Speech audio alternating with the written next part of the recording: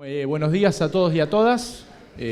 Hoy, después de 12 clases, finalizamos el curso de Derecho a la Identidad. La verdad que estamos en ese sentido muy contentos por el desarrollo total del curso y obviamente por el gran nivel de convocatoria que fuimos teniendo alrededor de las 12 clases. Ahora vamos a hacer la última exposición y a eso de las 11 va a estar viniendo Estela, Sergio y Federico Tea de la Universidad de José C. Paz para hacer el cierre final y obviamente la entrega de diplomas correspondientes. Hoy contamos con la presencia de Nicolás Patricio Diana, director del Departamento de Derecho de la Universidad Nacional de José C. Paz. Y a continuación le pasamos la palabra. Muy buenos días, es un placer estar compartiendo este espacio en este día y en esta última clase, en un curso tan provechoso e interesante que es el curso de Derecho a la Identidad, que tan amablemente la bancaria junto a Abuelas nos ha permitido desde la Universidad Nacional de José Clemente Paz participar y colaborar en el diseño y la implementación de estas clases. El tema que me toca hablar a mí y quizás con mucha responsabilidad por el impacto que tiene en materia de derechos humanos y en materia de rendición de cuentas y persecución penal de crímenes de lesa humanidad, es el atinente a la Convención sobre la imprescriptibilidad de los crímenes de guerra y de los crímenes de lesa humanidad. Y ustedes van a ver que en el subtítulo que puse en la primera filmina, me tomé el trabajo de tomar una idea, o en realidad es el subtítulo de un libro de Carlos Nino, Juicio al mal absoluto, donde Nino en este libro, con autonomía de que uno pueda coincidir o no con la línea del libro, dice hasta dónde debe llegar la justicia retroactiva en casos de violaciones masivas de derechos humanos. Una de las cuestiones que vamos a comentar hoy es ese, ¿no? El alcance de la retroactividad y cómo funciona la retroactividad en crímenes que no son iguales a otros crímenes y a otros delitos. De ahí la particularidad o la singularidad que tienen como instituto del derecho y dentro del campo o dentro de lo que es el derecho internacional de los derechos humanos. Entonces, una primera idea que me gustaría también dejar sentada acá, quizás como un punto de partida, es una idea de Kant, que está en un libro que es La religión dentro de los límites de la mera razón, donde Kant habla que las violaciones masivas de los derechos humanos entrañan un mal radical. Quizás no hablando de derechos humanos, quizás hablando más del derecho de gentes, pero sí el concepto de mal radical. Si uno no parte de ese lugar, cuando uno ve una violación sistemática y generalizada de los derechos humanos, cuando uno ve un genocidio, cuando uno ve ciertas políticas implementadas del propio Estado para violar en forma, repito, y en forma adrede, voy a reiterar, sistemática y generalizadamente derechos humanos, y no ve esto como un mal radical, parte de un lugar o de un punto de partida falso. ¿Por qué? Porque estaríamos equiparando derechos y garantías, que ahora vamos a ver, que se dan en el marco del proceso penal en general, desconociendo, repito, la singularidad de las violaciones masivas de derechos humanos. Y acá hay un lugar, un espacio que se tocó en la última reunión, con las exposiciones de Gonzalo Codelia, Nadia Uman y Noelia Fernández, que tiene que ver cómo juega la justicia transicional y cómo juega el sistema interamericano en materia de derechos humanos, y sobre todo en la persecución penal de los derechos humanos. Nosotros vamos a hablar, o por lo menos voy a tratar de hacer alguna referencia dentro del tiempo que tenemos, a la influencia de determinadas sentencias de la Corte Interamericana que van a ser receptadas en distintos fallos. Yo me voy a tomar el trabajo por lo menos de comentar 3 nada más, porque la de jurisprudencia de la Corte y de los tribunales inferiores es bastante medulosa al respecto, pero ¿qué impacto tiene la justicia transicional en todo esto? Gonzalo Codelia en la última reunión hizo referencia a un libro que es un clásico y a mi entender uno de los que mejores trata en forma científica la justicia transicional, por lo menos en manera contemporánea, que es el libro de John Esther, Rendición de Cuentas. Y en este libro claramente uno ve que la justicia transicional no es algo nuevo. Cuando Esther habla de justicia transicional, parte de un lugar, y parte del siglo V antes de Cristo. El primer caso de justicia transicional se da en Atenas, en el año 411, después se va a replicar en el 403 y 404 antes de Cristo, y es una justicia transicional distinta. Y después van a tardar como 2000 años hasta que haya un nuevo caso de justicia transicional que se va a dar en el caso de la Restauración inglesa. Pero lo cierto es que la justicia transicional, tal cual la conocemos hoy, es una justicia transicional distinta. La reunión pasada, en la clase pasada, hubo una conclusión que comparto, o sea, hay una tensión entre democracia y derechos humanos. Y esta tensión entre democracia y derechos humanos no se da en la vieja justicia transicional. Porque ya no tenemos únicamente una transición entre distintas formas de gobierno. Tenemos una transición también que se da en la forma social, que quizás es un aspecto importante a considerar. Yo soy abogado, o sea, la exposición que voy a hacer va a partir y va a estar totalmente intervenida o interferida por lo jurídico. Pero si uno desconoce la cuestión cultural de la transición a la democracia y toda la doctrina y literatura que se ha creado, sobre todo a partir de la década del 80, va a desconocer procesos complejos como el caso argentino, que ahora vamos a hacer algunas notas o algunas referencias, pero el caso de la transición a la democracia argentina es distinto a los casos típicos de transición a la democracia. ¿Por qué? Porque en el marco de transiciones a la democracia, nuestro caso, primero, cada país tiene su transición, ¿no? No hay fórmulas claras ni estructuras que se aplican a todos los países por igual. Pero con autonomía de eso, el caso argentino tiene de paradigmático el hecho de que es un caso mixto. ¿Por qué? Porque se fue dando de a poco por desgaste de un gobierno usurpador que de alguna manera se fue desgastando por cuestiones económicas, por cuestiones que venían dadas también a partir de la lucha de determinados organismos de derechos humanos, las abuelas entre ellos, un desgaste político, un desgaste social, un desgaste económico, un desgaste bélico, con una aventura bélica que también fracasó, y a partir de ese fracaso se genera la ruptura y la transición a un nuevo régimen democrático, o por lo menos a las bases, a la semilla de un nuevo régimen democrático.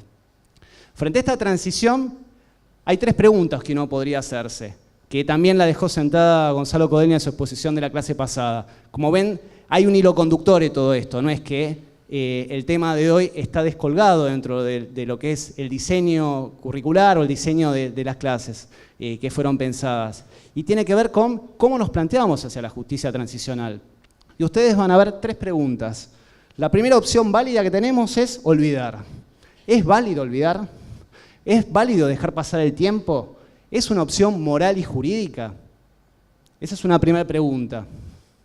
En segundo lugar es enjuiciar absolutamente a todos los actores, civiles y militares, a todos los que tuvieron participación en los hechos, y estamos hablando, repito, no de cualquier delito, de crímenes contra la humanidad, crímenes contra el derecho de gentes, crímenes que están también tipificados a nivel internacional como genocidio. Y por último, la tercera opción es condenar únicamente a los actores principales por su responsabilidad de mando. Las tres opciones, van a ver, se barajaron durante la transición a la democrática argentina y también se barajaron en otros países, con mayor o menor suerte. Lo cierto es que el caso argentino fue un caso ejemplar, tal como se comentó en las reuniones que hemos tenido en este curso, ejemplar por el tiempo en el cual se hizo justicia, entre comillas, y ejemplar también por el tiempo en el que se deshizo justicia, porque con las leyes de obediencia debida y punto final se deshizo lo que se había hecho. Y después el coto, van a ver ahora, hemos tratado de trazar un eje temporal, un eje en materia de paradigma, si quieren, persecución penal de crímenes de lesa humanidad en el caso argentino. El eje o el quiebre se va a dar a partir de lo que yo entiendo, y esto corre por mi cuenta, a partir del año 2003. Entonces, simplemente, para cerrar el tema de transición a la democracia, ustedes van a ver que el tema de transición a la democracia está, de alguna manera, reflejado, tiene un espejo, un correlato, que es la justicia. Después, el tema de la democracia y derecho, más allá de los derechos humanos. Y cuando hablamos de derecho, hablamos también de gobernabilidad, estabilidad e identidad. ¿Por qué? Porque más abajo van a ver que se habla de transición a la democracia y derechos humanos, y hay una palabra o dos palabras, paz social o paz social y reconciliación. Y que para mí tienen un correlato importante, que es impunidad. Entonces, lo que uno debería cuestionarse es, ¿puede haber una transición a la democracia real, material, si no se genera de alguna manera los instrumentos del propio Estado para enjuiciar a quienes cometieran estos crímenes de lesa humanidad? ¿Podemos hablar de una transición a la democracia? ¿Nos podemos jactar de tenerla? Es una pregunta nada más. Como verán, mi exposición tiene más preguntas que respuestas, pero lo cierto es que lo interesante de este tipo de cursos y reuniones es dejar sentada la semilla como para que uno reflexione sobre estos temas. Porque quizás hay un planteo. El doctor Bacareza en la reunión pasada también habló de una deconstrucción del término de derechos humanos. Hay un planteo que uno debería hacerse, es ¿de qué hablamos cuando hablamos de transición a la democracia? ¿De qué hablamos, lo expuso muy bien el doctor Bacareza también, cuando hablamos de derechos humanos? Muchos de los temas que se refirieron en la última reunión también tienen que ver con los derechos humanos y las distintas categorías de derechos humanos. Esas categorías están definidas por nosotros, o sea, no es que hay unas categorías. Y ahí hay un tema fundamental que es cómo operan estas categorías. Y a propósito utilicé la palabra operan, Porque los derechos humanos son operativos o programáticos. Sigamos, para mí son directamente operativos. Entonces, acá hay algo interesante que también me gustaría que quede de alguna manera plasmado, y está plasmado en la Filmina, y que hace también a la concepción de la prescriptibilidad o imprescriptibilidad de la persecución penal. Yo sé que no todos son abogados, espero que sean pocos los abogados, pero lo cierto es que la prescripción es la pérdida o, de alguna manera, la forma de adquirir un derecho por el mero transcurso del tiempo. En materia penal, la imprescriptibilidad o la prescriptibilidad supone la posibilidad que tiene el Estado, la potestad, de perseguir o no determinado delito. Entonces, ese es uno de los puntos que vamos a ver ahora que de alguna manera está zanjado, y ya estaba zanjado antes de que la Argentina aprobara ciertas convenciones internacionales. Entonces, un punto que yo quería dejar una idea es: las garantías y los derechos constitucionales con los que cuenta cualquier persona son conquistas del Estado constitucional y social de derecho. ¿Y qué quiero decir con esto? Que no son conquistas de regímenes usurpadores. Y utilizo la palabra usurpador porque todo quiebre de un gobierno democrático, un gobierno institucional, es una usurpación del poder. No vamos a entrar acá en la doctrina de facto, pero ya los que les gusta la historia y conocen lo que es la vieja acordada del año 30 de la Corte Suprema de Justicia de la Nación, es en esa acordada donde de alguna manera la Corte empieza a tejer o a hilvanar toda una doctrina que va a ser replicada por todos los gobiernos usurpadores y el Poder Judicial y la Corte Suprema de Justicia durante muchos años, y cada vez que se quebró el régimen institucional o el régimen democrático, y es en base a esa doctrina de facto que se tiñó la idea de gobiernos que eran usurpadores con gobiernos, mejor dicho, gobiernos usurpadores con un gobierno de facto. ¿Cuál es la diferencia? Simplemente para tener en claro qué es un gobierno de facto y un usurpador. Básicamente que en un gobierno de facto, primero, no existen gobiernos de facto, no hay un gobierno de hecho, hay un gobierno que de alguna manera asume por la ley, y ese vicio originario que se da por no asumir en forma legal ni constitucional no puede ser purgado a posteriori. La Corte en el año 30 le da un manto de legalidad a esta usurpación, y esa legalidad es la que lamentablemente fue interpretada como legitimidad por el transcurso del tiempo. Entonces, en base a esta concepción de que las garantías y los derechos constitucionales se aplican, o mejor dicho, son conquistas del Estado constitucional y social de derecho, uno debería también preguntarse, y es una pregunta que hice hace unos minutos, si se aplican esas mismas garantías y derechos del mismo modo en los casos de crímenes de lesa humanidad. Mi respuesta es no. Entonces, ¿cuáles son los problemas jurídicos estructurales que han tenido desde el punto de vista procesal y doctrinal los procesos penales de crímenes de lesa humanidad en la Argentina? Y acá simplemente los voy a mencionar para no tomarme todo el tiempo de la exposición. En primer lugar, el principio, o mejor dicho, la prescripción de la acción penal.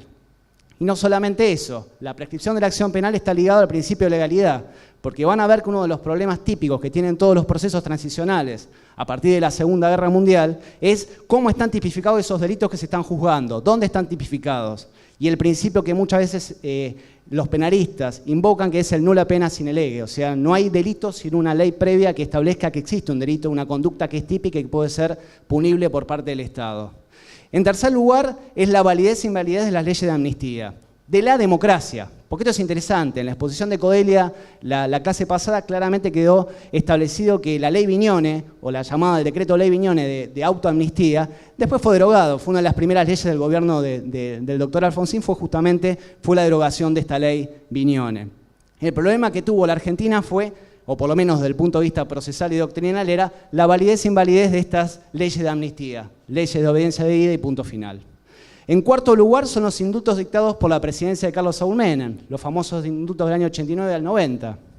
Y por último, el alcance de la cosa juzgada. ¿Por qué? Porque van a haber causas en las cuales determinadas personas, si las podemos calificar como tales, fueron juzgadas en base a determinados delitos, pero después, cuando se los vuelve a juzgar, no se los juzga sobre esos delitos. ¿Por qué? Porque cambió la tipificación de la conducta. No se los estaba, como en el caso, si se quiere, Maceo, no se lo estaba juzgando por una asociación ilícita, se lo estaba juzgando por desaparición forzada, se lo estaba juzgando por sustracción de menores, se lo estaba juzgando, pero todos delitos enmarcados dentro de lesa humanidad. La diferencia en este punto es radical, porque cambia el punto de partida que estábamos viendo antes.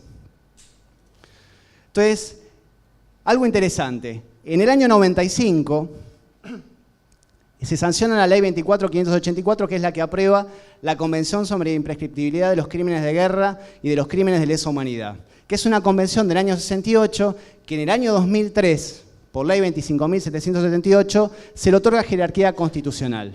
Y esto es importante, es muy relevante, porque significa que vale lo mismo esta convención que cualquier otra norma, derecho, garantía que está dentro de la Constitución Nacional, en base al 75, inciso 22.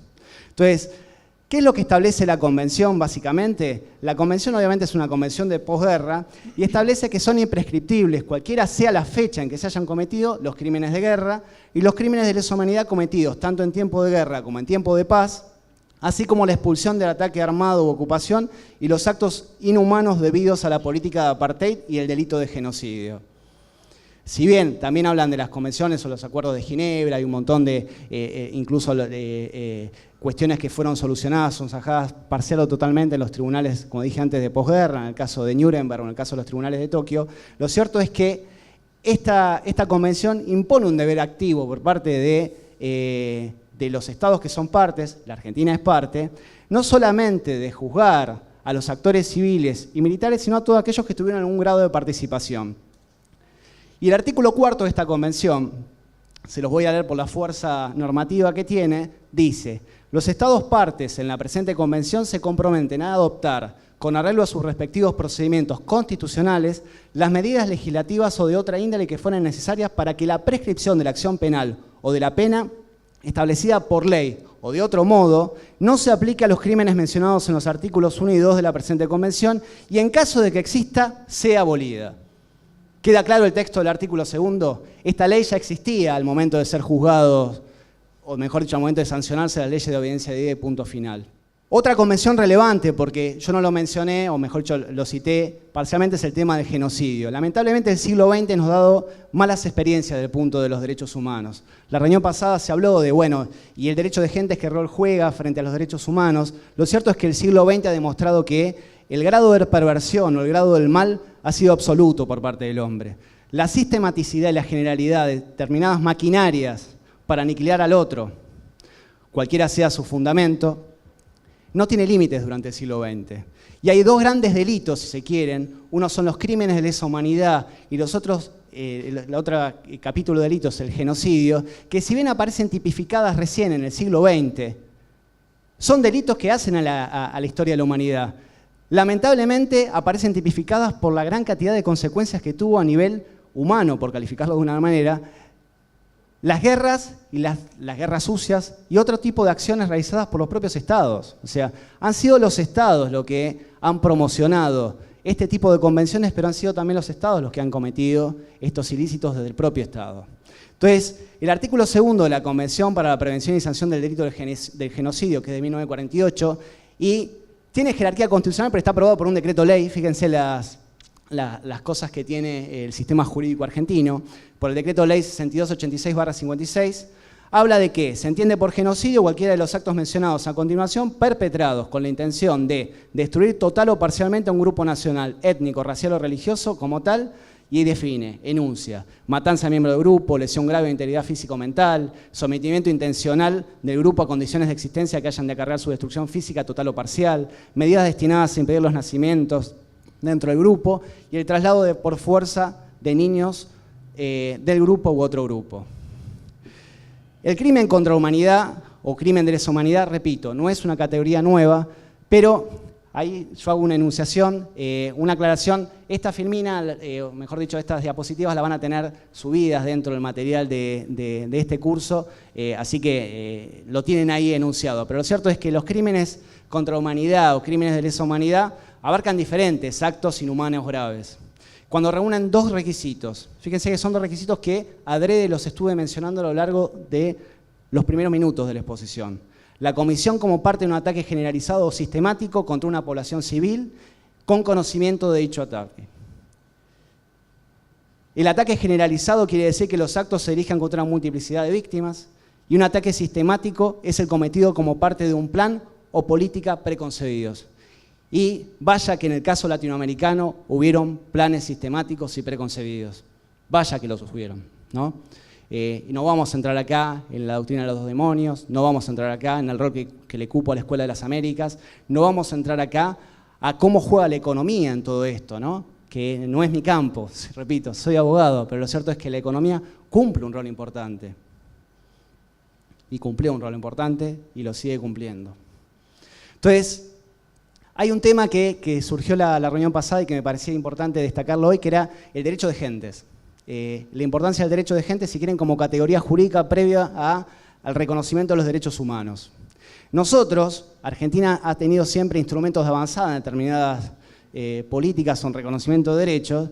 Llamativamente, en nuestra Constitución del 53-60 ya reconocíamos la virtualidad jurídica y la virtualidad, de alguna manera, institucional que tenía el derecho de gentes. ¿Por qué? Porque en el artículo 102 de la Constitución histórica, actual artículo 118, en la última parte dice que contra el derecho de gentes el Congreso determinará por una ley especial el lugar en que haya de seguirse el juicio. ¿Qué es lo que estaba autorizando este artículo que autoriza en la actualidad? Es que se pueda perseguir determinados crímenes de lesa humanidad cometidos en la Argentina a través de tribunales internacionales, por ejemplo. La persecución penal y el quiebre de uno de los principios penales, que claro, yo no soy administrativista, no soy penalista, soy administrativista. Lo cierto es que uno de los principios de la ley penal es justamente la territorialidad de la ley penal. Este artículo quiebra el principio de la territorialidad de la ley penal. ¿Por qué? Porque reconoce una fuente externa al derecho constitucional y al derecho penal que está dado por el derecho de gentes. Entonces, yo les había comentado que el delito de genocidio y los crímenes de lesa humanidad son categorías jurídicas que aparecen en el siglo XX. Y de hecho, lo que es el derecho de gentes aparece recién positivizado en el siglo XX en una convención, la Convención sobre los Usos y las Leyes de Guerra Terrestre de La Haya de 1907, donde invocan los principios de derecho de gentes. ¿Frente a qué? Esta es una convención previa, si se quiere, al fracaso que después motivó las convenciones de Ginebra, ¿no? Las convenciones de posguerra, pero lo cierto es que en esta convención ya se habla de los principios de derecho de gentes. No estamos hablando de algo inexistente. Y no me voy a detener acá en, si quieren, cómo juegan las fuentes del derecho cuando estamos hablando de un derecho de gentes que no está normatizado, positivizado. Pero lo cierto es que hay una categoría reconocida por los estados y cuando uno habla de derecho de gentes, habla de el ius gentium, si quieren, por una fuente del derecho romano, y la consagración positiva del derecho de gentes en la Constitución, que acá lo puse en la firmina, permite considerar que existe un sistema de protección de derechos que resulta obligatorio y que tiene que aplicarse por los propios estados. Y este sistema de derechos obligatorios hace a la esencia humana, hace al respeto a la esencia humana. Se trata, como pongo acá en la firmina, quizás de la más alta fuente del derecho internacional que se impone a los estados y que prohíbe la comisión de crímenes contra la humanidad, en épocas de guerra y en épocas de paz. Y de hecho, cuando uno va al Estatuto de la Corte Internacional de Justicia, en el artículo 38, cuando se habla de la costumbre internacional como fuente de derecho internacional, en el caso fuente de derecho internacional público, la define como la práctica seguida por los sujetos internacionales que es seguida por estos como derecho. Nadie puede desconocer entonces que los crímenes de lesa humanidad, el genocidio, no eran prácticas internacionales que de alguna manera estaban promocionadas por los estados, sino todo lo contrario. Eran categorías que hacían a la esencia humana y eran categorías que de algún modo no eran invocadas como un amparo en el derecho de guerra o en el caso de crímenes de guerra. ¿Qué pasó en la Argentina? Yo voy a hacer un borrón y cuenta nueva y voy a partir del 2003. ¿Por qué? Porque las leyes de obediencia de punto final ya las vimos, o por lo menos la estuvieron viendo a lo largo de este curso. La convención la tenemos, la reforma constitucional del 94 se la mencionó, la importancia del sistema interamericano de derechos humanos se comentó en la reunión pasada. Y hay un hecho fundamental, luego de la impunidad que otorgaron las leyes de obediencia de punto final, que es un quiebre que, por lo menos a mi entender, es un corte, un cambio de paradigma, que se da en el 2003. Y acá me atrevo a tomar por lo menos 3 hitos, si quieren, del 2003. En primer lugar, el discurso de asunción del presidente Néstor Kirchner, cuando él dijo que entre los fundamentales e insustituibles roles del Estado ubicamos los de ejercer el monopolio de la fuerza y combatir cualquier forma de impunidad del delito, para lograr seguridad ciudadana y justicia en una sociedad democrática en la que se respeten los derechos humanos. Y me quedo con una palabra: impunidad, seguridad y justicia, y una sociedad democrática donde se respeten los derechos humanos. Sociedad democrática, repito, que en ese entonces y todavía hoy seguimos en una transición, por lo menos desde el punto de vista social y cultural, desde los regímenes autocráticos, los regímenes usurpadores. Y luego hubieron 2 hechos fundamentales desde el punto de vista legal en el 2003. y jurídico, mejor dicho, y constitucional. Por un lado, la aprobación por parte de la República Argentina con jerarquía constitucional de la convención que estábamos mencionando antes, que es sobre imprescriptibilidad de los crímenes de guerra y los crímenes de lesa humanidad. Y en segundo lugar, fíjense, la ley 25.778, publicada en el Boletín Oficial el 3 de septiembre del 2003. Esa misma fecha fue publicada otra ley, la ley que se comentó en la reunión pasada, que es la 25.779, que declara insanablemente nulas las leyes de obediencia debida y punto final. Quizás, y me atrevo a decir, como consecuencia necesaria de esa responsabilidad asumida por el Estado en la convención que ahora se le estaba otorgando jerarquía constitucional aprobada por la ley 25.778. Así como hay un cambio de percepción, si quieren, desde el poder político, o de dos poderes del Estado, el poder ejecutivo y el poder legislativo, a partir de 2003 también hay un cambio de percepción por parte del Poder Judicial sobre la interpretación del principio de legalidad y la retroactividad de la ley penal frente a violaciones sistemáticas y generalizadas de derechos humanos. ¿Por qué? Lo pongo en la filmina. Es porque hay un deber internacional de la República Argentina de investigar, sancionar a los responsables y reparar a las víctimas por el injusto daño causado por los hechos aberrantes cometidos durante el último régimen usurpador. Y ahí hay una recepción directa por parte de la Corte Suprema, por vía de control de convencionalidad, de la jurisprudencia de la Corte Interamericana de Derechos Humanos. Y también de los informes de la Comisión, porque también, valga la redundancia, o mejor dicho, vale aclarar que si bien los informes de la Comisión no son fuente directa, son guías de interpretación del derecho internacional y sobre todo del sistema interamericano de derechos humanos.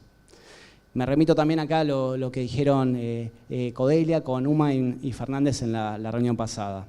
Yo iba a comentar, no da el tiempo, pero por lo menos los menciono, 5 grandes precedentes. Podríamos mencionar alguno más, pero que me parece tienen que ver con casos de desaparición forzada de personas y también con el deber de investigar que tienen los estados. Y también la forma en que aplican o no las leyes de autoamnistía. Son los casos Velázquez Rodríguez contra Honduras, del 88. Después del 88 podríamos también, los que se dedican a derechos humanos, podrían mencionar el caso Paniagua Molina contra Guatemala. Varios saltos contra Perú, que justamente es un caso paradigmático, porque es un caso en el cual la Corte analiza una ley de amnistía sancionada por un propio gobierno democrático por actos cometidos por ese gobierno durante un periodo democrático. Es el caso de Fujimori en Perú. Después el caso Trujillo-Orosa contra Bolivia, en donde también se analizaba las limitantes por parte del Estado frente a cuestionamientos, mejor dicho, sobre restricciones del propio sistema jurídico nacional a la investigación de determinados crímenes de lesa humanidad, frente a un caso de desaparición forzada también de personas.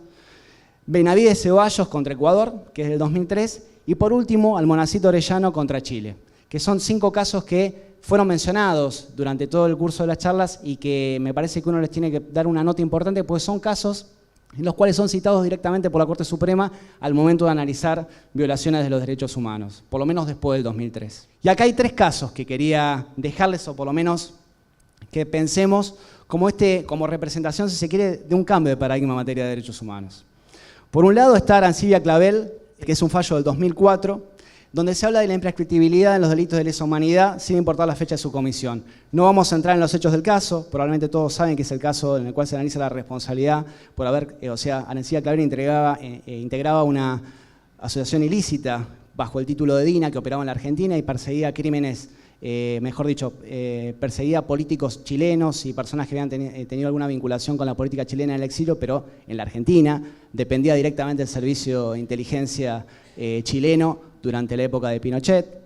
Y lo cierto es que ellos habían participado, Arancibia Clavel y otros, del asesinato de General Prats y su esposa en el año 74. Y el tema interesante que deja acá sentado Arancibia Clavel, entre otras cosas, porque es un fallo riquísimo, es la aplicación del principio de la imprescriptibilidad en los delitos de lesa humanidad sin importar la fecha de su comisión. ¿Por qué? Porque la Convención de Crímenes de Guerra y Lesa Humanidad, va a decir la Corte, no hace imprescriptible aquello que era prescriptible antes. Lo único que hace es que se limita a codificar como tratado aquello que antes era norma de derecho internacional porque era costumbre internacional, era lo que se llama jus cogens. Entonces, y esto es importante reconocerlo y tenerlo presente. O sea, no está diciendo que algo hoy es prescriptible y antes no lo era, sino que cuando antes se analizó estos mismos hechos, se los hizo bajo un prisma que no era el correcto, porque no se veía la fuente de derecho internacional que tenía esto y al mismo tiempo la responsabilidad del Estado argentino en la persecución de estos derechos, con autonomía de la intervención del gobierno chileno también en este proceso penal. La segunda causa, y quizás es una de las más importantes de la década pasada, es la causa Simón, Simón Julio Héctor, del año 2005, 14 de junio de 2005, que sea de paso, el turco Julián, así se lo conocía, había sido un personaje mediático en los 90 y lo supimos ver los que no peinamos algún pelo o tenemos alguna cana, en el famoso programa de Mauro Viale como panelista de lujo y estrella, ¿no? Ese es el grado de perversión o también de llamativo que tiene la sociedad argentina, ¿no? No solo no lo castigamos, sino que era panelista invitado y participaba y discutía cuestiones que hacían al quehacer nacional en el programa de Mauro Viale en esa época. Lo cierto es que en el caso Simón es paradigmático, ¿por qué? Porque declara la inconstitucionalidad de las leyes de punto de vida, el punto final, de leyes de punto final y audiencia de vida, en realidad reconoce la inconstitucionalidad y refiere sobre la retroactividad de los crímenes, en caso de crimen de lesa humanidad y violación sistemática de los derechos humanos, de esta normativa. ¿Por qué? Porque teníamos normas internacionales de las cuales la Argentina parte, la Convención Americana de Derechos Humanos, el Pacto de Derechos Civiles y Políticos, y estas normas eran directamente aplicables a la situación de Simón. Y acá es interesante, se los dejo para pensar también, el voto de Zaffaroni, cuando directamente Zaffaroni dice en su voto que estas normas, las leyes de obediencia a vida y punto final, ni siquiera eran inexequibles, eran inejecutables en la República Argentina, porque si se ejecutaban como estaban planteadas desde el punto de vista jurídico, involucraban y generaban responsabilidad internacional para la República Argentina. El último caso es el caso Maceo, que también es para tenerlo presente, es un caso de 2007, donde en la cual lo que se hace es quebrar uno de los valladeres que había en la persecución de los crímenes de lesa humanidad de la última dictadura cívico-militar, que era el atinente a la validez constitucional de ciertos indultos. ¿Por qué? Porque estos indultos eran inconstitucionales a partir de dos grandes fuentes internacionales de derecho de la cual Argentina tenía que respetar y tiene que respetar. Por un lado, el Sistema Interamericano de Derechos Humanos, que está positivizado, y por el otro, el derecho de gentes, que ya lo teníamos plasmado en el artículo 102 de la Constitución Nacional, la actual 118. Simplemente para cerrar, les quería dejar unas palabras de Estela Carlotto, no porque hable ella hoy, sino porque reflejan de alguna manera la postura que tuvo abuelas y que tuvo gran parte de la sociedad argentina, o por lo menos gran parte de la que tenemos hoy acá sentada en este auditorio, frente al fallo Simón. Y Estela decía: la convivencia obligada con secuestradores, torturadores, asesinos, ladrones de bienes y niños fue un agravio inmerecido. Pero no nos acostumbramos a esa convivencia y seguimos luchando para revertir la historia de la impunidad. Y llegó el 14 de junio de 2005 y nuevas lágrimas corrieron mansamente para celebrar la buena nueva. Y creo que es una buena nueva que estemos todos sentados acá, es una buena nueva que estemos hablando de aquello que quizás algunos no quieren que hablemos, pero lo cierto es que el tema está, la justicia sigue trabajando, los obstáculos siguen estando, pero de a poco, en base a esta progresividad del Sistema Interamericano de Derechos Humanos y del Derecho Internacional de los Derechos Humanos, creo que los avances se van dando. Ojalá que haya más condenas, ojalá que aquellos que cometieron estos crímenes puedan realmente purgar sus actos en donde corresponden. Muchas gracias.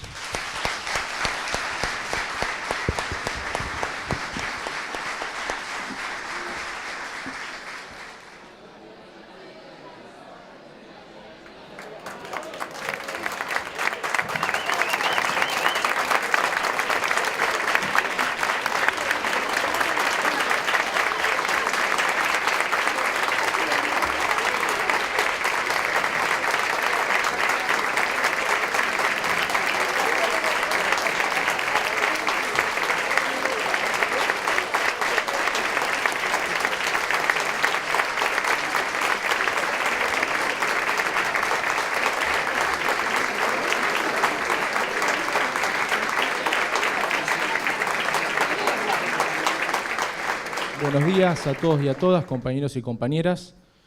Hoy es un día de festejo, finalizamos después de 12 clases el curso de Derecho a la Identidad.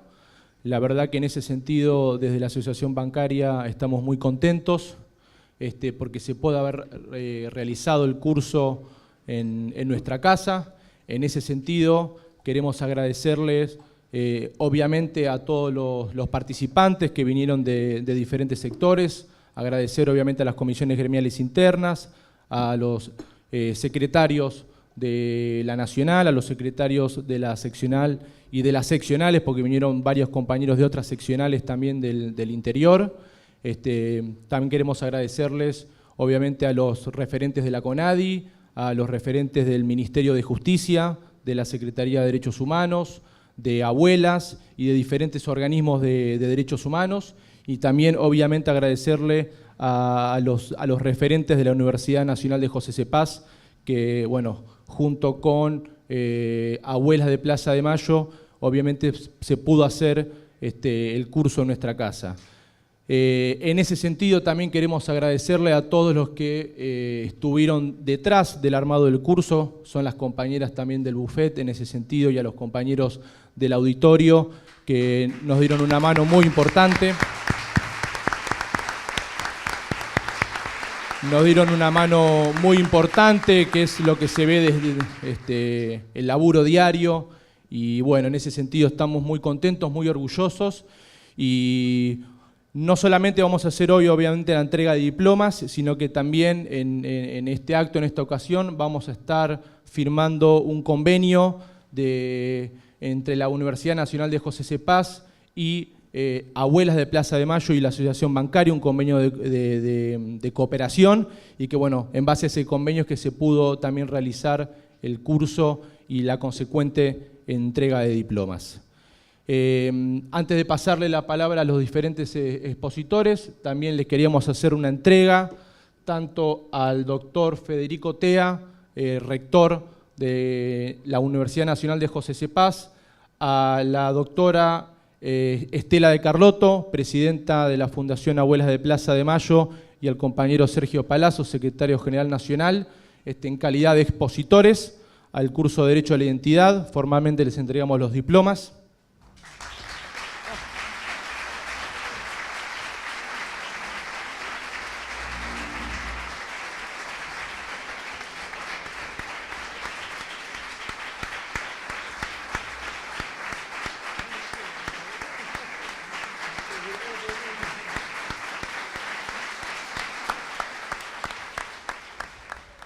Bueno, a continuación también vamos a hacer la firma formal del convenio de cooperación.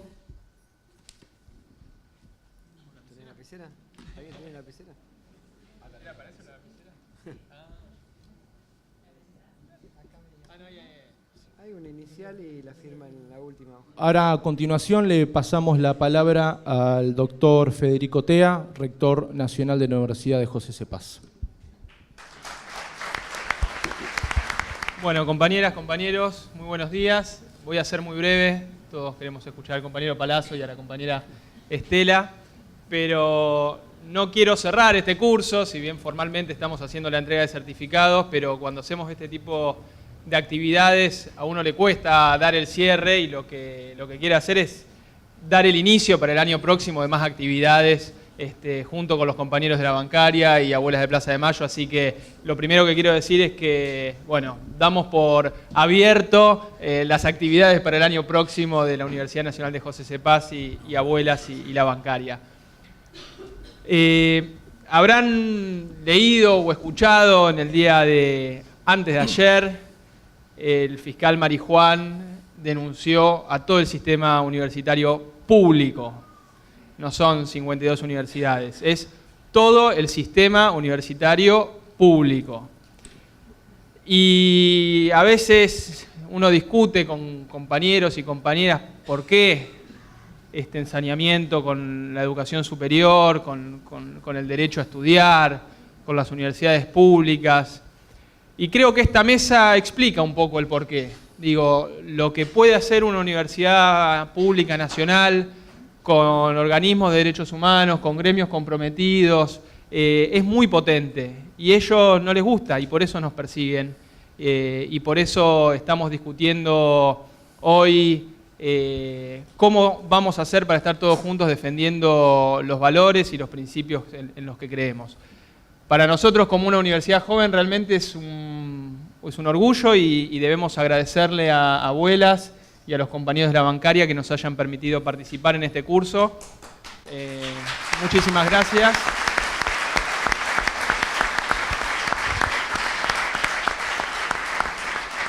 Como les dije en el inicio, somos una universidad que está emplazada en el corazón del conurbano bonaerense, con una mayoría de estudiantes que son primera generación de universitarios y en la que tenemos la obligación de dar una impronta que resista, por un lado, estos embates que pretenden arancelar la educación superior, que pretenden privatizar la educación superior bajo lógicas de eficiencia, de cuántos ingresantes se gradúan, qué salida laboral tienen, y olvidándose la misión central que tiene la universidad, que es formar ciudadanos. Y en este sentido, el ejemplo de las abuelas, siempre cada vez que la escucho a Estela o que nos toca compartir algún encuentro, ella siempre con ese amor y con esa tranquilidad nos habla del valor de la democracia. Recién estábamos conversando de eso, de que la tenemos que cuidar, y más en estos momentos creo que desde la universidad pública promover el pensamiento crítico, promover la discusión, a pesar de que ellos que se dicen republicanos son los que más avasallan las instituciones, nosotros tenemos que, de nuevo, desde la universidad pública, desde los organismos de derechos humanos, desde los gremios, seguir batallando en el marco de las instituciones para volver, compañeros, porque de la única forma que salimos es volviendo. Muchas gracias y bueno, le dejo la palabra a los compañeros.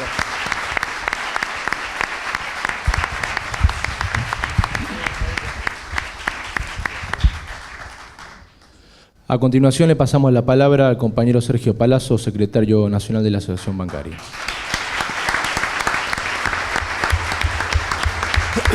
Bueno,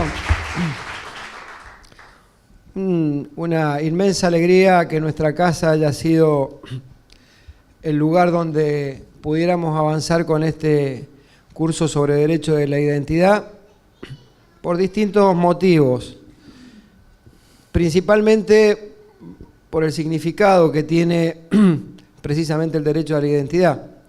Recién le preguntaba a Estela mientras tomábamos un café en mi oficina cómo sobrelleva ella con tanta tranquilidad, naturalidad, espontaneidad y simpleza ser una de las mujeres que cambió los destinos de este país, porque es así en definitiva, ¿no? No seríamos los que somos como democracia si no hubiéramos tenido gobiernos que defendieran el proceso democrático, y compañeras y compañeros, algunos entregaron su vida, otros desaparecidos y otros desde no la venganza sino desde el amor reconstruyendo una sociedad para buscar memoria, verdad y justicia. Por eso el significado tan particular que tiene para una organización gremial como la nuestra poder haber sido receptores de la inquietud de la universidad, de abuelas, y haber podido cristalizar este hecho tan importante y trascendente como es este primer curso sobre Derecho de la Identidad. Cuando uno ejerce la titularidad de un cargo en cualquier estamento, organización o poder, no solo tiene la obligación protocolar de hablar de lo que pasa en el momento y por la circunstancia que es convocado, sino que tiene la obligación de hablar de los temas que hacen al funcionamiento de una sociedad, en este caso de una organización sindical. Por eso voy a permitirme haber hecho esas breves palabras de agradecimiento por haber sido sede de este encuentro y hablar un poquito de la realidad que nos toca vivir, muy brevemente. Recién Federico decía que el fiscal Marijuana había decidido iniciar una investigación sobre las 53 universidades y comparto plenamente lo que dice Federico. Lo que está en tela de juicio y lo que está bajo investigación es la educación pública en la Argentina, y particularmente la educación universitaria pública, que tuvo un crecimiento exponencial fenomenal, no solo en cantidad para absorber volumen de trabajadores que puedan ir a las facultades, sino en calidad educativa. Yo recuerdo, y va en consonancia lo que hace esta fuente del periodismo denominado fiscal, porque uno debería categorizarlos, ¿no? En el periodismo están los periodistas de investigación, están los periodistas, están los que transmiten noticias, están los panelistas, están los mobileros, y la categoría más baja es la de informante o fuente. Bueno, Marijuán es fuente, es la fuente de Majul. Si ustedes recuerdan, es el que preanunciaba un posible procesamiento a la expresidenta de la Nación vía telefónica, cual si fuera la fuente de alguien. Es decir, está en la última de las categorías de ese submundo del periodismo a veces condicionante. Decía, precisamente lo que se pone en tela de juicio de investigación para evitar el crecimiento y la continuidad es la educación pública universitaria. Yo recuerdo muy claramente, porque va en consonancia con la medida judicial, lo que decía el actual presidente en campaña. ¿Para qué quieren tantas universidades públicas? Son demasiadas, dijo. Bueno, parece que empezó a buscar la forma de que no sean tantas. Y nosotros, desde este humilde espacio de militantes sindicales que tenemos que decirle, para esto queremos universidades públicas, para preservar los valores morales, éticos, republicanos, democráticos de una sociedad. Para eso queremos universidades públicas, para que se forjen de la mano de un rector joven como Federico y de un cuerpo de profesionales excelentes como los de José Cepaz, como hemos visitado la UNTREF, como visitamos la Universidad de Víctor, que es una universidad del movimiento obrero, porque queremos empezar a discutir que esa agenda de los argentinos, también desde los técnicos, sea una agenda surgida del campo nacional y popular, aunque resulte antiguo hablar en estos términos.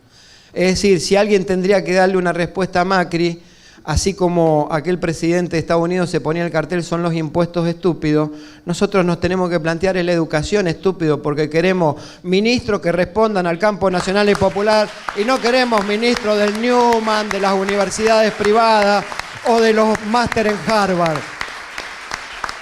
Entonces, vaya un fuerte compromiso de esta organización en acompañar todas las acciones que hagan necesaria exponer ante la sociedad que el ataque es contra la universidad pública y es contra el crecimiento intelectual de las clases más desposeídas, que son las que tienen acceso a la universidad pública o que la universidad pública le da esa oportunidad de crecimiento.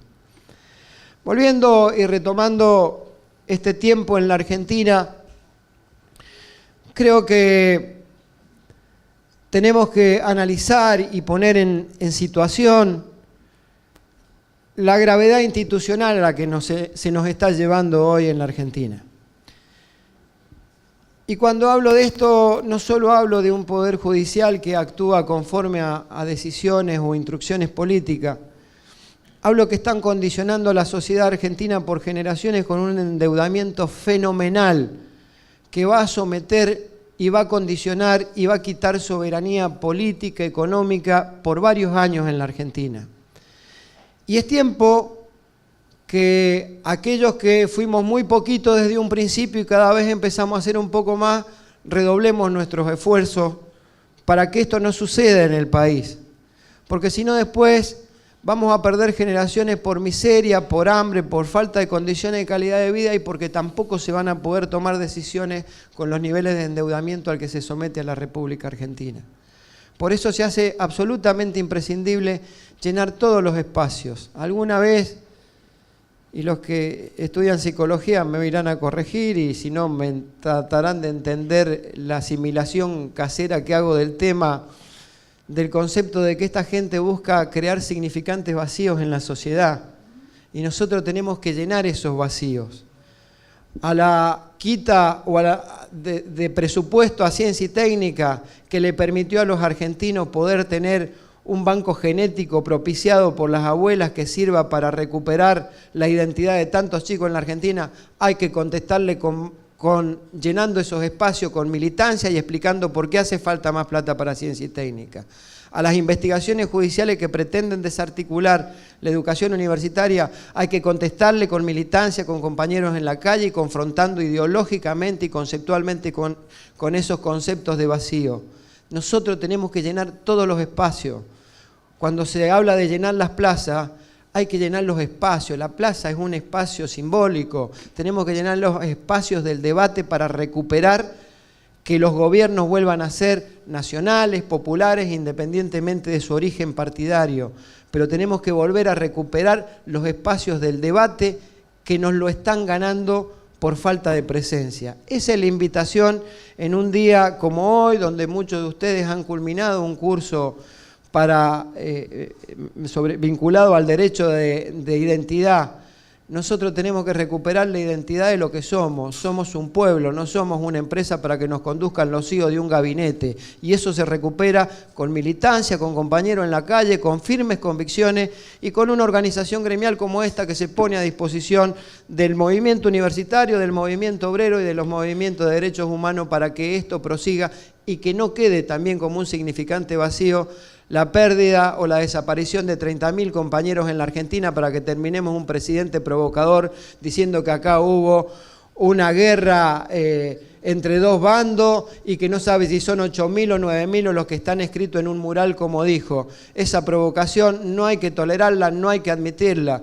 Acá hubo terrorismo de Estado reconocido por todos los organismos internacionales, aún los más recalcitrantes de la derecha, y no podemos tolerar que un presidente de la nación diga que acá hubo una guerra. Acá hubo terrorismo de Estado que le costó la vida a 30.000 compañeros y que merecen de nosotros el mayor de los esfuerzos de militancia. Por eso,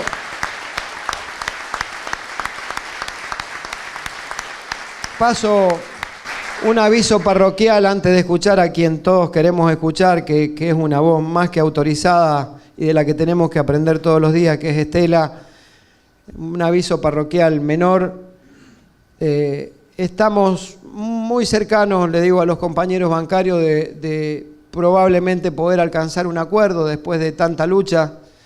Mientras muchos compañeros miraron para otro lado, nosotros decidimos dar una pelea en absoluta soledad, que era plantearnos una reapertura de paritaria que compensara la diferencia inflacionaria entre acuerdo y salario, y es un punto central de la negociación. A nosotros con un bonito de 1.000 pesos, de 2.000 pesos no nos van a arreglar, no porque nos creamos más que nadie, sino porque creemos que la dignidad del trabajador se la defiende en la calle y pidiéndole que quienes generan aumento de precios se hagan cargo de las diferencias salariales que la inflación provoca. Estamos cerca de conseguirlo, estamos en una ronda de negociaciones casi definitiva, y si no fuera que pudiéramos conseguirlo porque se entorpece por algo, nosotros sabemos que tenemos un solo camino que recorrer, que es seguir luchando, no vamos a bajar los brazos. Pero hemos llegado al lugar donde queríamos estar, en el tiempo en el que queríamos estar y con la conducta con la que queríamos estar. A nosotros no nos compraron con la distribución de los fondos de las obras sociales. Es más, hemos sido castigados y lo denuncio. Mientras se repartieron 2.900 millones de pesos entre las obras sociales, a la asociación bancaria le tocaron 5 millones de pesos porque pensaron que hociqueábamos, íbamos a pedir más plata y con eso nos arreglaron. Se equivocaron. Después nos mandaron los inspectores de la superintendencia a revisarnos hasta el último papel en nuestra obra social. No encontraron ni un ticket que faltaba, se equivocaron. Y hace una semana antes del paro se terminaron yendo porque también nos mandaron los inspectores de la FIP al sindicato. No es gratis tener la posición que nosotros tenemos.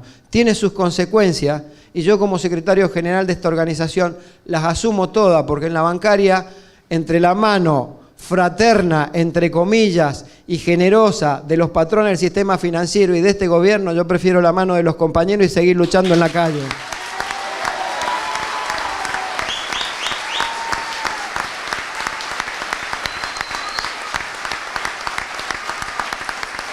Por eso, yo le pido la paciencia porque sé que hay ansiedades con ese tema. Le pido la paciencia para no equivocarnos en un momento en que tenemos que tener tranquilidad y será esta semana o la que viene, pero terminaremos seguramente redondeando un acuerdo que cubra las expectativas, que era la recomposición en materia de porcentajes, y si le podemos sacar un bono también se lo vamos a sacar porque se lo merecen, pero primero que nos reconozcan la diferencia inflacionaria. Bueno, yo sin más y agradeciendo la presencia de Federico, de la universidad, agradeciéndole a los expositores que me han comentado que han sido de una magnitud fenomenal la calidad que han tenido en sus exposiciones, y agradeciéndole a mis compañeros quiero darle la palabra a quien realmente es una referente. Yo le explicaba hoy, le decía que uno que tiene algunos años militando en la política y en el sindicalismo, en mi condición de radical, en su condición de peronista, otros tendrán otras personas delante. Si yo hay dos personas a las que realmente admiro profundamente de este tiempo de la democracia, son a Raúl Alfonsín y a Estela de Carlotto, quien ha llenado un espacio muy importante en la vida de los argentinos, que tiene que ver con haber sido parte de una gesta y de una lucha inconmensurable, titánica, épica. David contra Goliat es poco la pelea que llevó a cabo o que le tocó liderar a ella. Y lo hizo desde el lugar que más conmueve a cualquier ser humano. No lo hizo ni desde la venganza, ni lo hizo desde la especulación. Lo hizo desde el amor, y para mí Estela Carlotto es eso, el amor que nos entrega a todos nosotros para que sigamos esa gesta. Muchísimas gracias.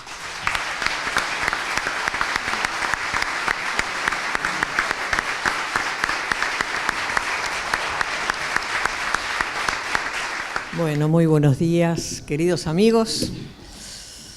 Me coarta un poco empezar a hablar después de estas palabras que me parecen súper exageradas. No, para nada. Estela es una más, somos las abuelas, fue un trabajo colectivo, sigue siendo un trabajo colectivo, somos menos, pero ya tenemos la juventud con nosotros, los nietos recuperados, la generación que nos va a reemplazar el día que no estemos. Pero además quiero, en este momento en que estamos cerrando este ciclo tan maravilloso, que sabemos que ha sido un éxito de presencia, de expositores, de aprendizaje, de intercambio, la emoción que me da estar en esta casa amiga, la bancaria, una casa de brazos abiertos, de amistad sana y de compromisos, con una lucha que es del pueblo, que es la lucha por los derechos humanos, los violentados durante la dictadura cívico-militar, pero también los otros derechos humanos de vivir dignamente cada uno de nuestros ciudadanos, que es lo que soñaban nuestros hijos cuando dieron la vida por una justicia social, era que todos tuvieran la alegría de vivir y vivir bien. Esto en estos momentos nos preocupa. Yo digo, nos levantamos escuchando malas noticias y nos acostamos escuchando malas noticias. Pero siempre nos levantamos y siempre decimos, no estamos vencidos, estamos de pie. Eso es lo más importante. En los lugares, lógicamente, a los que asisto, el encontrarme con estas miradas, con estos rostros, con este calor humano, hace muy bien para seguir, para alentar una continuidad en una lucha tan larga y a la edad que ya tenemos, donde, bueno, quisiéramos rendir más, pero las limitaciones existen, ¿no? A veces me dicen, pero vos estás muy bien, sí, pero tengo tantos años. Entonces hay que mostrar el bastón y decir, miren, y las abuelitas cuando vienen también les cuesta llegar, pero estamos siguiendo, abriendo el camino. Nos respetan porque nosotros respetamos, pero no en la conformidad, sino en la denuncia permanente y en decir las cosas de frente, en la cara con quien tenemos que hablar. Porque con los gobiernos constitucionales, que lo son hasta ahora en esta democracia, la más larga de nuestra historia, hay que dialogar. Cuesta. A veces no nos quieren recibir, como fue cuando dijo el presidente que no tenía tiempo para estar con nosotros y que buscáramos otro camino. Después nos recibió porque le vino bien. Pero tenemos diálogo porque el Estado tiene obligaciones. No es que le estamos pidiendo favores, tiene obligaciones. Los ciudadanos que han sido asesinados, los niños que fueron robados, los que hoy mueren porque no comen, los que no tienen casa, los que perdieron su trabajo en este último tiempo de forma terrible, ignominiosa, los que no pueden ir a la escuela, los que no tienen atención su salud. Todo eso son derechos humanos también, de estos tiempos, donde estamos, insisto, muy preocupados, pero insisto, no vencidos. Por eso, estas reuniones donde se comparte, se aprende, son reuniones que también refuerzan el sentido ciudadano. No venimos a aprender técnicas para ponerlas en práctica, sino qué rol humano, ciudadano tenemos que tener a partir de comprender qué es la identidad para un país. La identidad de los nietos, que faltan centenares, pero la identidad de un país. Y cuando hablamos de esto no tenemos más mirada que para Milagro Sala. Milagro Sala es una víctima.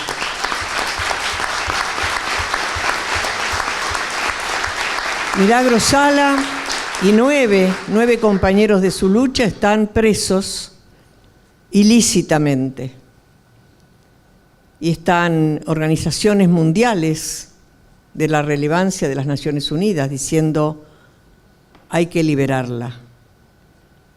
Y dicen que no es vinculante, ¿no? Una palabra extraña, cuando en realidad, si somos miembros de Naciones Unidas, pertenecemos a esa organización mundial, tenemos que acatar lo que se resuelva, porque se resuelven los países miembros. Ya otros gobiernos tuvieron consejos de la Comisión Interamericana de Derechos Humanos de Washington y cumplieron con una reparación. Nosotros conseguimos que se anularan las adopciones presuntamente legales que hicieron los apropiadores de muchos de nuestros nietos, porque las Naciones Unidas intervino y el Estado acató. Y ahora no hay palabra que quepa para decirles basta. Y es repugnante cuando un gobernador dice no voy a soltar nunca a esa mujer. ¿Quién es él? ¿El propietario de qué? ¿Y la justicia qué? Entonces, Milagro Sala, que es el símbolo de esta época, de una presa política, merece que sigamos luchando por su libertad. Ayer lo escuchaba decir al querido amigo Zaffaroni en una charla que dimos sobre este tema, que él no la fue a ver nunca porque tiene vergüenza. Vergüenza como juez, por la justicia que la está juzgando, por sus compañeros, que no lo son, por supuesto. Yo la voy a ir a ver. La voy a ir a ver en unos días, dentro de unos días, la semana que viene, la voy a ir a ver, necesito verla, necesito abrazarla, necesito que sepa cuánto la respetamos y cuánto estamos luchando por ella, no solo con un cartel, que es lo que he podido hacer hasta ahora, porque marchar ya no puedo, pero vamos a ir los organismos de derechos humanos, las mujeres, de madres, abuelas, familiares, para estar con ella, alentarla y ver si conmovemos lo que pueda quedar de humanidad en esa gente que la tiene prisionera. Y no es fácil haber perdido por un tiempo corto, esperemos, y con este deseo de lucha ciudadana, de no estar pasivos, sino de luchar para recuperar lo que se está haciendo para atrás, haber perdido una década que se llamó ganada, que fue una primavera, fue el paraíso, donde nos respetaron, nos recibieron, nos entendieron, nos acompañaron, nos consultaron. Ser parte, un ciudadano del Estado, del gobierno, es maravilloso porque ponemos la voz del pueblo, que es el que tiene que responder, el que está en ese lugar y que es el poder. El poder conferido por voto, no para que se adueñe, sino para que sea el que responda a esas necesidades. Todo pasa, esto va a pasar, pero nunca con nuestra pasividad, por supuesto, sino con nuestro compromiso. El compañero me preguntaba cómo yo sigo. No podría quedarme en mi casa un minuto sabiendo todo lo que hay que hacer todavía, porque falta mucho.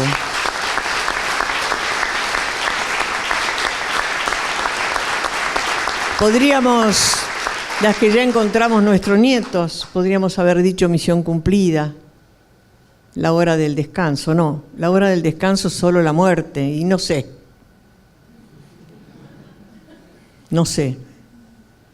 porque a veces nos visitan aquellos que se fueron en nuestros sueños para decir adelante, adelante mamá, adelante esposa, adelante hermana. Y hay que seguir. De estas reuniones tan hermosas que han tenido, sale cada uno de ustedes para repartir, convocar a otros y decirles lo que vivieron. Y una sumatoria. Cuando preguntan qué podemos hacer, unirnos. Nuestra unión es importantísima. Estos lugares nos dan fuerza, nos hacen entendernos, nos hace hermanarnos. Y de acá sale la unidad, cada uno en su lugar más gustoso, pero el día que digamos todos, estaremos todos. Todos para defender la democracia que costó tanta sangre, para no olvidar a los que dieron la vida, siendo tan jóvenes, tan tiernos y tan alegres para su militancia. Sigamos con esa alegría, compartamos esa alegría, luchemos con alegría. Y el amor y la paz, que no tienen que ser palabras de un agorero o de un pastor evangélico, sino palabras ciertas. Eso mueve montañas y nos va a mover, pero siempre juntos, dándonos las manos. Les agradezco mucho lo que han hecho.